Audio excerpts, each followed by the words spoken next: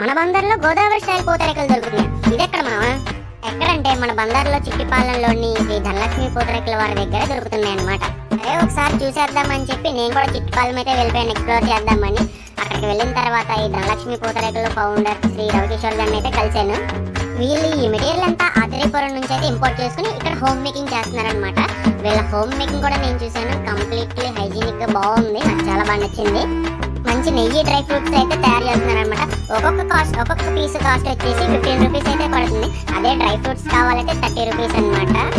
అలా మేకింగ్ అయిపోయిన తర్వాత నీట్ గా కవర్ లో పెట్టి ఇచ్చారు. ఒకసారి టేస్ట్ చేస్తే ఉంది మామ, అసలు ఆత్రేయపురం టేస్ట్ తగ్గకుండా సేమ్ టేస్ట్ వచ్చింది నాకైతే.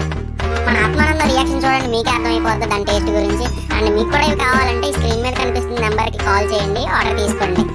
ఇదిగో ఈయన ఫౌండర్ రవికిషోర్ గారు. మన ఆనంద్కి ఎలా అనిపించింది? ఆనంద్ ఎలా ఉందా టేస్ట్? నీకు అదిరిపోయింది కదా.